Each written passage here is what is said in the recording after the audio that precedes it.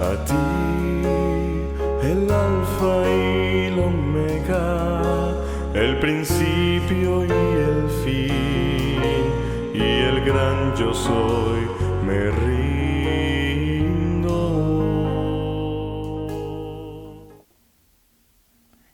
Bienvenidos al estudio de la Palabra de Dios. Y llegamos a otro episodio en el libro de Génesis, donde nuevamente podemos conocer y entender mejor el carácter de Dios, y es Babel. Pedimos la bendición de Dios para el estudio de su palabra. Gracias, Señor, porque a través de tu palabra, a través del libro de Génesis, podemos conocer mejor tu carácter. Que al conocerte mejor podamos amarte y sobre todo aceptar la oferta de la salvación que tú siempre has hecho a la humanidad. En el nombre de Jesús. Amén. Y este capítulo en el libro de Génesis, que nos habla acerca de Babel, donde podemos encontrar nuevamente la forma en que Dios desea tratar, en que Dios busca a la humanidad. Cuando Noé salió del arca juntamente con sus hijos, Dios le dio la bendición de que se multiplicara, de que se reprodujeran en la tierra.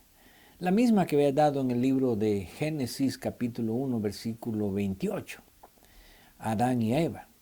Y el propósito de Dios es que una nueva generación poblara a la humanidad. Una generación obediente, una generación que buscase la justicia y la salvación que Dios le estaba ofreciendo. Sin embargo, encontramos el problema de la humanidad. El tiempo, las circunstancias nos llevan a olvidarnos de las promesas, nos llevan a olvidarnos de la oferta de la salvación que Dios nos ha hecho.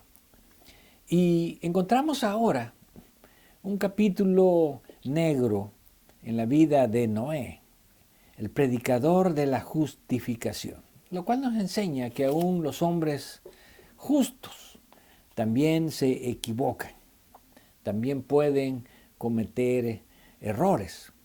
Y este incidente lo encontramos en el capítulo 9, versículo 18. Donde dice, y los hijos de Noé que salieron del arca fueron Sem, Cam y Jafet. Y Cam es el padre de Canaán. Estos tres son los hijos de Noé, y de ellos fue llena toda la tierra. Después comenzó Noé a labrar la tierra y plantó una viña. Y bebió del vino y se embriagó y estaba descubierto en medio de su tienda. Aquí encontramos que ya en el tiempo de Noé se conocía el proceso de fermentación. Indudablemente que antes del diluvio, Noé había sembrado viñas, conocía el cultivo de la vid.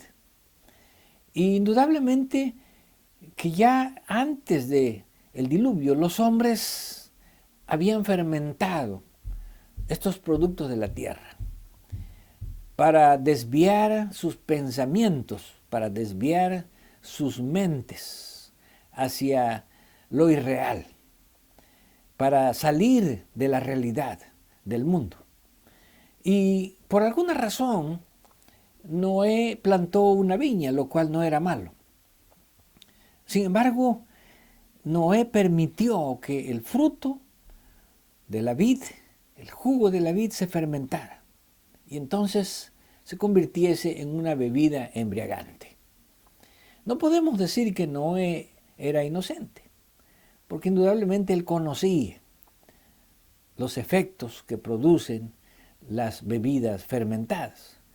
Y por esa razón, cuando leemos el texto, encontramos que Noé bebió del vino, versículo 21, se embriagó Y después de eso, dice, estaba descubierto en medio de su tienda. Aquí encontramos un verbo hebreo que es galá, que significa descubrir. Ahora, este término hebreo, galá, significa despojarse, quitarse las ropas, por uno mismo o por otra persona. Por lo tanto, el verbo galá se debe entender como el hecho de desnudarse, de quitarse las vestiduras. Y encontramos el siguiente versículo, que es el versículo 22, donde dice, y Cam, padre de Canaán, vio la desnudez de su padre y lo dijo a sus hermanos que estaban afuera. Aquí encontramos otro verbo hebreo, que es raá. Raá significa mirar. Algunos intérpretes de la Escritura han equivocadamente confundido estos dos términos. Y cuando se habla acerca de que Cam vio la desnudez de su padre, algunos han llegado a concluir de que Cam tuvo una relación sexual con su padre Noé y que por eso la gravedad de su pecado se resalta en este capítulo. Sin embargo, cuando vamos a la Escritura, descubrimos que aquí se utilizan dos verbos distintos. El primero, que es galá y que significa quitarse la ropa, desvestirse. Y el segundo, que es ra. Ra significa simplemente mirar.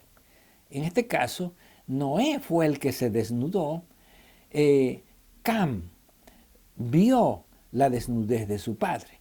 Ahora, cuando vamos al libro de Levíticos, nosotros encontramos que cuando se habla de este término galá, se habla de no solamente que una persona desnuda a otra persona, sino que llega a tener una relación íntima con esa persona. Y por eso encontramos en el capítulo 18 del libro de Levíticos la primera declaración que tiene que ver con el verbo galá. Y en el versículo 6 dice, ningún varón se llegue a su parienta próxima o cercana alguna para descubrir su desnudez. Yo, Jehová. Aquí encontramos el verbo galá, que estaría diciendo, ninguna persona debe de allegarse a una mujer que es su pariente cercana para quitar su ropa, para dejarla desnuda. Ahora, este contexto de descubrir la desnudez tiene que ver con una relación íntima, tiene que ver con una relación sexual, como podemos ver en el capítulo 20, en el versículo 20, donde dice, cualquiera que durmiere con la mujer del hermano de su padre, la desnudez del hermano de su padre descubrió. Aquí está otra vez el verbo galá. Su pecado llevarán, morirán sin hijos. Así que aquí el verbo galá, que significa que un hombre le quita la ropa desnuda a otra persona, es con el fin de acostarse, de dormir con ella para tener una relación sexual. Por lo tanto, si somos justos con el texto bíblico, debemos entender que el pecado de Cam consistió en haber visto la desnudez de su padre,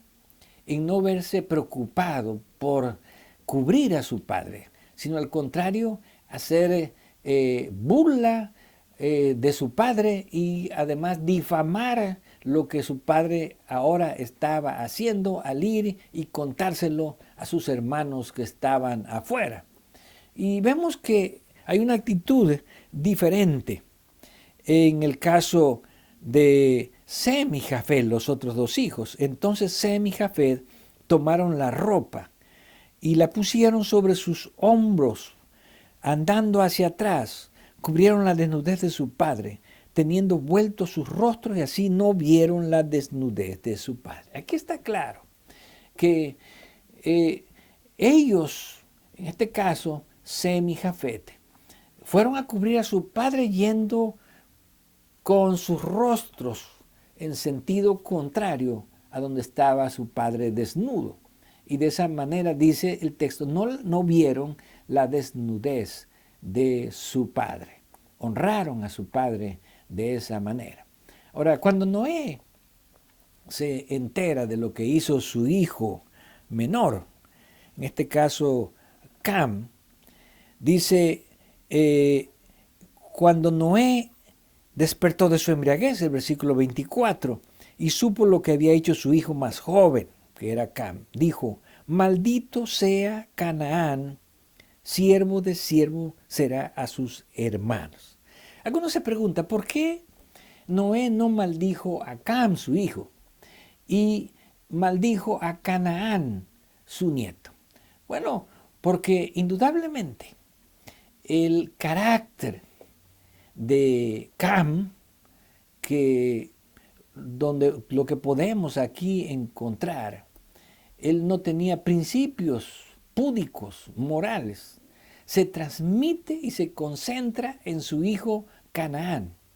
Y no porque Noé arbitrariamente quisiera maldecir o poner sobre los hombros de su nieto cosas que iban a ocurrir que no eran las mejores en su vida, sino más bien porque Canaán hereda ese mismo espíritu de su padre irreverente, y que ahora él podemos ver que esos principios que no tuvo su padre, esos principios morales, ahora esa irreverencia se concentra en Canaán.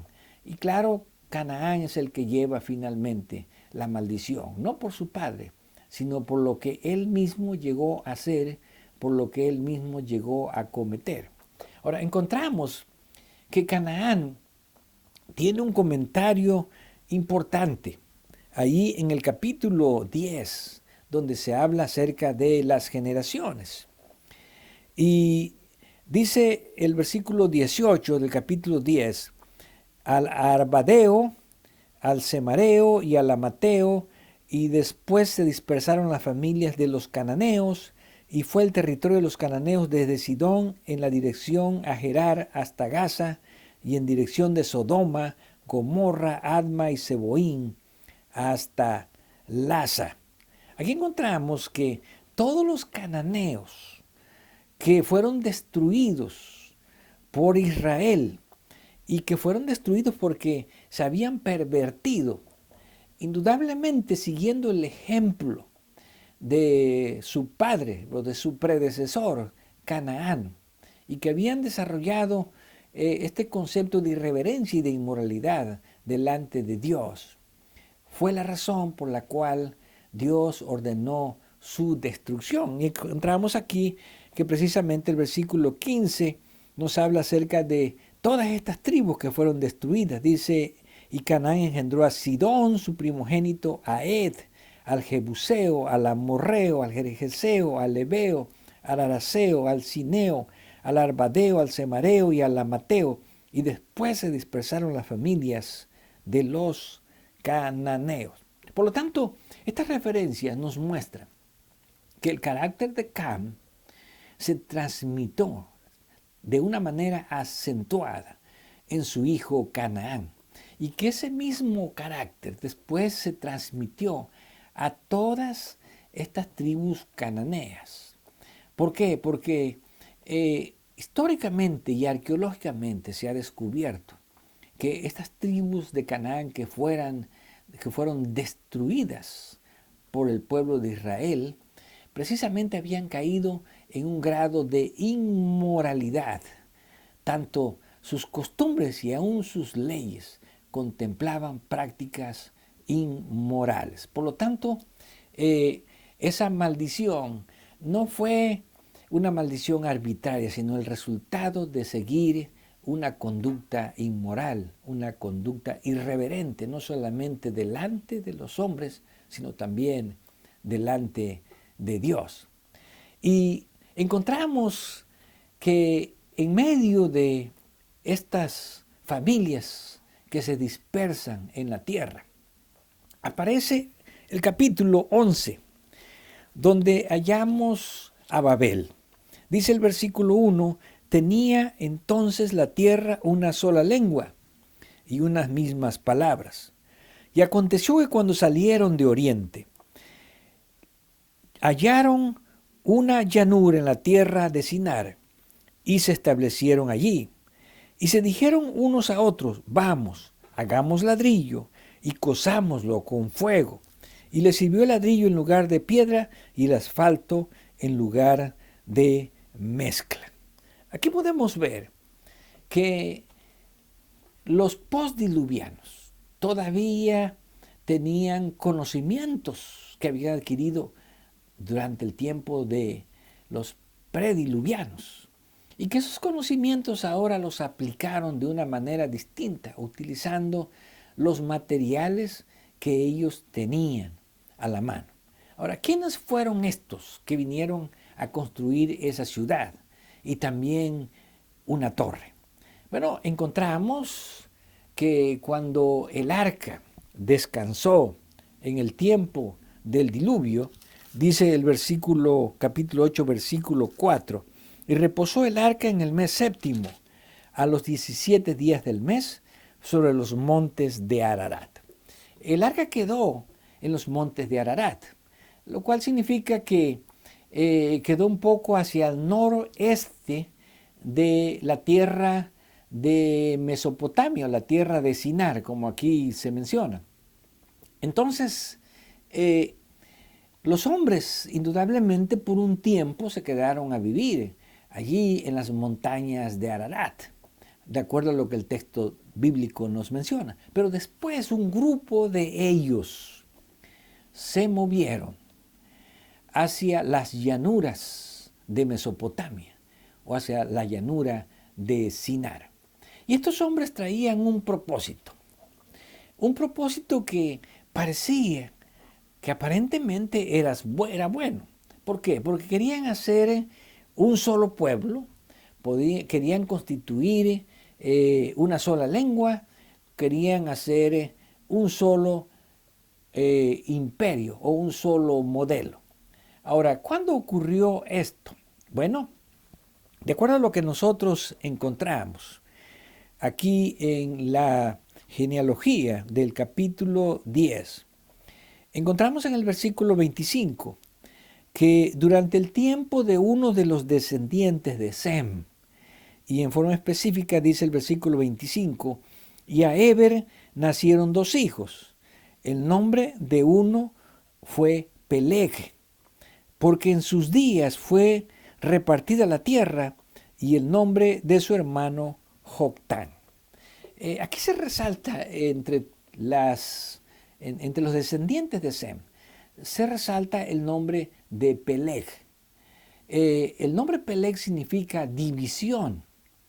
Y el texto dice que en sus días fue dividida. Se traduce como repartida, pero realmente es la misma palabra, el mismo verbo que se utiliza, que es repartir o dividir, que se utiliza para el nombre o para el sustantivo Peleg. Por lo tanto, lo que está sugiriendo este versículo es que la división de la tierra que ocurrió durante el tiempo de Babel fue cuando Peleg vivía, o en el tiempo de Peleg. Ahora, si nosotros sacamos un poco ya en el capítulo 11, donde aparece una sección dedicada a los descendientes de Sem, ¿cuántos años más o menos habían pasado? Desde el diluvio hasta el tiempo de Peleg. Y si sacamos la cuenta de los descendientes desde Peleg hasta el tiempo de Abraham, vamos a encontrar que más o menos ocurrieron 217 años desde Peleg hasta Abraham y unos 210 años desde el diluvio hasta Peleg. ¿Por qué? Porque las genealogías indican de que pasaron alrededor de 427 años desde el diluvio hasta el momento en que Abraham, a los 75 años de edad, fue llamado a hacer el pacto. Por lo tanto, podemos decir que el establecimiento de esta ciudad, el establecimiento de esta ciudad y de esta torre que estos hombres trataron de hacer, fue más o menos unos 200 años después del diluvio. Pero ¿quién fue el motivador de este proyecto? ¿Quién fue el motivador de esta empresa? Bueno, también encontramos ahí a un personaje que se resalta de una manera interesante. Aquí en el capítulo 10, y es uno de los descendientes de Cam. Dice el versículo 6 del capítulo 10 que los hijos de Cam fueron Cush, Misraim, Fut y Canaán. Bueno, ahí tenemos que los camitas eran los cushitas etíopes, los de Egipto, Misraim, también los cananeos. Y encontramos en el siguiente versículo que Cush engendró a Nimrod, quien llegó a ser el primer poderoso en la tierra. Aquí encontramos a este personaje Nimrod, que podemos decir que era hijo de Cush. Cush era hijo de Canaán, Can era hijo de Cam y Cam era hijo de Noé. Así que algunas generaciones, aquí vemos la cuarta generación después de Noé, a este personaje de quien se hace un comentario especial, que era Nimrod. O sea, Nimrod fue el primer hombre que se hizo poderoso en la tierra después del diluvio y que trató de establecer un imperio. Así que no sabemos cuántos años habían pasado exactamente hasta el tiempo de Nimrod, pero sí podemos ver que Nimrod fue el precursor de este proyecto de Babel. Y podemos ver que indudablemente este proyecto de Nimrod, de construir un imperio, fue el proyecto que llevó a otros, tal vez descendientes, o a otros contemporáneos de Nimrod, a unirse a lo que se conoció como el proyecto de Babel. De hecho, de acuerdo a lo que aparece aquí en los siguientes versículos, en el versículo 9 y el versículo 10, especialmente dice el 10, y fue el comienzo de su reino Babel, Erec, Akkad y Calne, en la tierra de Sinar. Así que podemos decir que Nimrod fue el precursor de Babel. ¿Por qué? Porque aparentemente él comenzó a construir la ciudad de Babel o tomó posesión de la ciudad de Babel haciéndose poderoso en la tierra. Y entonces llegamos a este momento. Algunos consideran que tal vez Nimrod pudo haber sido el rey del tiempo de Babel. No se puede conocer porque no se dice exactamente los años que pasaron en cada generación hasta Nimrod, como se hace en otras genealogías. Pero sí se puede ver que este Nimrod fue o el constructor de Babel o el conquistador de Babel. Este espíritu de Nimrod, de formar un imperio, se puede ver ahora en estos hombres que vienen para construir la ciudad y la tierra. ¿Y cuál es el propósito? Dice el versículo 4 del capítulo 11, vamos, edifiquémonos una ciudad y una torre cuya cúspide llegue al cielo y hagámonos un nombre por si fuésemos esparcidos sobre la tierra, sobre la faz de la tierra. Estos versículos nos reflejan realmente qué había detrás del proyecto de Babel. Y detrás del proyecto de Babel no era solamente establecer una ciudad donde todo el mundo estuviese allí asentado, sino más bien establecer un monopolio. Y cuando hablamos de un monopolio, podemos decir que estos hombres no solamente pensaban en quedarse en la ciudad de Babel, sino que Babel se constituyera en el monopolio del pensamiento del mundo cuando los hombres se esparciesen sobre la faz de la tierra. Ellos entendían que en algún momento los hombres se iban a esparcir. Y entonces, con ese objetivo, ellos crearon esta ciudad para monopolizar. Monopolizar no solamente, vamos a decir,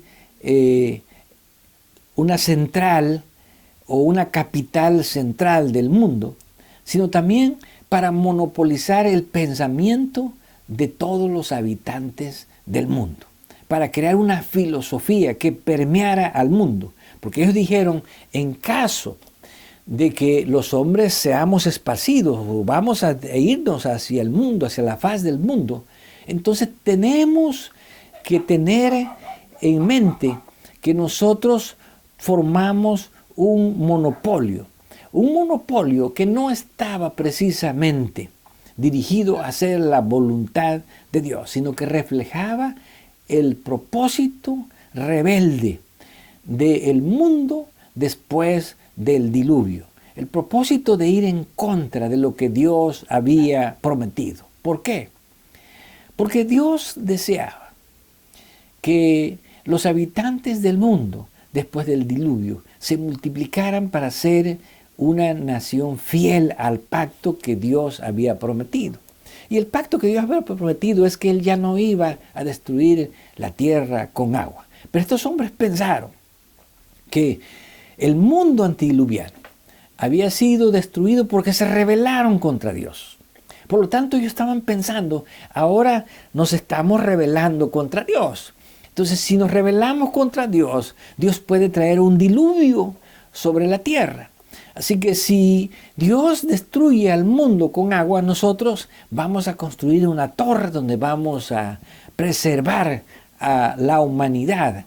Ya no en un arca, sino ahora en una torre que llegue al cielo y que ninguna inundación pueda alcanzarla. Por eso aquí vemos que el propósito de estos hombres que poblaron, que habían salido de allá de Armenia o de los montes Ararat en Armenia, para poblar ahora la tierra, era un propósito contrario a la voluntad de Dios. Ellos entendían que Dios había destruido al mundo por su rebelión y ahora ellos se rebelaban contra Dios, pero estaban tratando de crear su propia arca de salvación y de crear un monopolio, una central que sembrara esa filosofía a todos los hombres que iban a llenar la tierra. Por lo tanto, podemos decir que Babel representa en este sentido el deseo de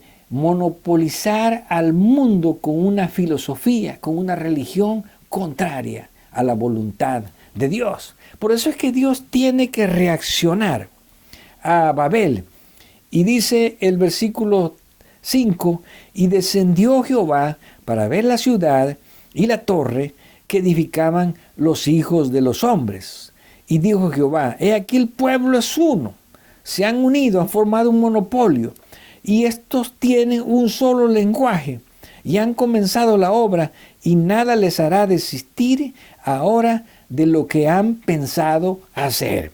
Ahora, nuevamente Dios tiene que confrontar al mundo que sus pensamientos están dirigidos otra vez hacia lo malo, al igual que los antediluvianos. Podemos decir que los antediluvianos se convirtieron en un tipo de los hombres de Babel. Y Dios dice, el pensamiento de estos hombres es realizar ese proyecto que va en contra de nosotros, en contra de Dios.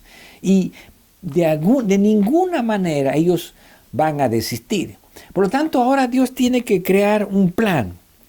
Y Dice el versículo 7, ahora pues descendamos y confundamos allí su lengua, para que ninguno entienda el habla de su compañero. Así los esparció Jehová desde allí sobre la faz de la tierra, y dejaron de edificar la ciudad. Así que el propósito de Dios era esparcirlos también. El propósito de Babel era que cuando se esparciesen, llevasen todos un mismo propósito, una misma filosofía, una misma religión, contraria a la voluntad de Dios. Pero ahora Dios también se propone esparcirlos, pero de una manera distinta, creando de Babel un lugar de confusión. ¿Por qué? Porque Dios allí confundió las lenguas. Allí nacieron nuevas lenguas, allí se crearon nuevas lenguas, de tal manera que los hombres de Babel no podían comunicarse, no podían entenderse, y por esa razón se esparcieron cada uno, de acuerdo al lenguaje que hablaban, sobre la tierra, y se terminó el proyecto de Babel. Un proyecto que Dios tuvo que destruir para quitar las malas intenciones de los hombres, de crear un monopolio en contra de Dios. Y ahora Dios esparcía a los hombres sobre la tierra, esperando que los hombres ya divididos pudiesen tomar direcciones distintas, y esperando que algunos de ellos siguiesen el camino, siguiesen la dirección de Dios. Pero encontramos aquí, ¿verdad?, que hay una explicación. En el versículo 9 dice, por esto fue llamado el nombre de la ciudad o de la torre Babel, porque allí confundió Jehová el lenguaje de toda la tierra, y desde allí esparció a los hombres sobre la faz de toda la tierra. Y aquí llegamos al nombre de Babel. ¿Qué significa el nombre de Babel? Bueno, encontramos que de acuerdo a lo que este versículo dice, Babel tiene un significado relacionado con confusión. Y algunos consideran que este significado proviene de la lengua hebrea, y que probablemente Babel se pudo haber derivado del término Balal, que significa confundir. Sin embargo, no se sabe con exactitud qué es lo que Babel significaba en hebreo, pero sí se sabe que Babel está relacionada con confusión, la forma en que Dios hizo que las lenguas allí se dividieran y el pueblo se esparciera sobre la faz de la tierra. Pero tal vez cuando Babel fue fundada, porque ya dijimos que Nimrod o fue el fundador o el conquistador de Babel, pudo haber tenido un significado distinto. ¿Por qué? Porque en la lengua acadia, que fue el lenguaje que predominó allí en Mesopotamia, donde encontramos a Nimrod, el término Babel puede venir del término acadio, Babil, que significa la puerta de Dios, o probablemente el término acadio Babilim, que significaría la puerta de los dioses. Así que tal vez cuando Nimrod y los edificadores de Babel pensaron en Babel, ellos estarían pensando en un sentido distinto a confusión. Y estarían pensando que allí, en esa torre o en esa ciudad, los hombres encontrarían la puerta para encontrar a Dios. Pero no a Dios, a quienes ellos estaban ahora desafiando, sino al Dios que ellos mismos estaban creando, que era una figura de un Dios que estaba sustituyendo al Dios verdadero. Por lo tanto, si ese era el propósito de establecer allí una puerta para Dios, pero no para el verdadero Dios, sino para el falso Dios que ellos habían creado. Y que esa religión falsa se esparciera por todo el mundo, de acuerdo a lo que vemos en el texto que habían pensado.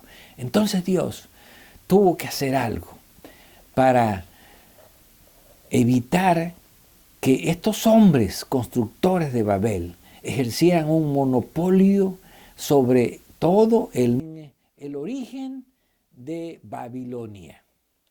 Y Babilonia se llega a constituir en la religión falsa, tanto en el Antiguo como también en la escatología del libro de Apocalipsis, que representa el propósito contrario a Dios, la religión contraria a Dios y el Dios contrario a el Dios verdadero.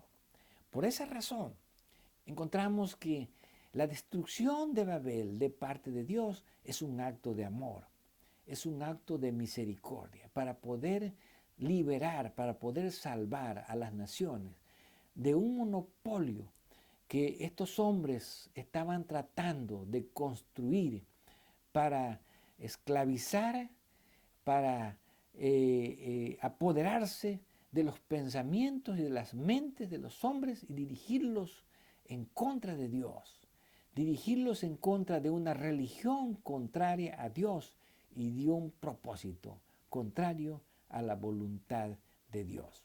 Por eso damos gracias a Dios de que Dios en su misericordia esparció a las naciones para que el propósito de Babel se deshiciese, para que el propósito de Babel no prevaleciese y para que a través de ese esparcimiento Dios pudiese encontrar un nuevo pueblo que se convirtiera en el instrumento de la verdad que Él deseaba llegar a todo el mundo.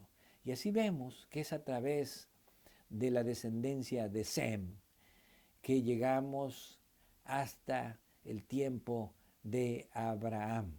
427 años después, Dios hace un pacto con Abraham, a quien Dios desea ahora presentar como el precursor de su pueblo en el mundo, el pueblo con el que Dios esperaba cumplir sus promesas y con el que Dios esperaba llevar la salvación a todas las naciones. Pero ahora Dios también a nosotros nos ha puesto con un propósito especial, al igual que Abraham. Y en medio de la confusión de este mundo, Dios nos ha llamado para poder seguir sus planes, para poder unirnos al pacto que Él hizo, tanto con los postdiluvianos como después con Abraham. Que este pacto de compromiso, de las promesas de Dios hacia nosotros, no sea un pacto que no tenga un efecto espiritual, sino al contrario, que podamos aceptar esas promesas del pacto, esas promesas de Dios, y sobre todo podamos aceptar la salvación que Dios nos ofrece a través de esas promesas. Que con esas promesas que Dios dio a Noé, a Abraham y a todos los hijos suyos, en todos los tiempos, en todas las generaciones hasta nuestros días, nosotros podamos encontrar al verdadero Dios, al Dios de la salvación, al Dios que nos rescató de Babel, de la confusión, para enseñarnos el camino verdadero, el camino de la salvación. A ti, el Alfa y el Omega, el principio y el fin, y el gran yo soy, me río.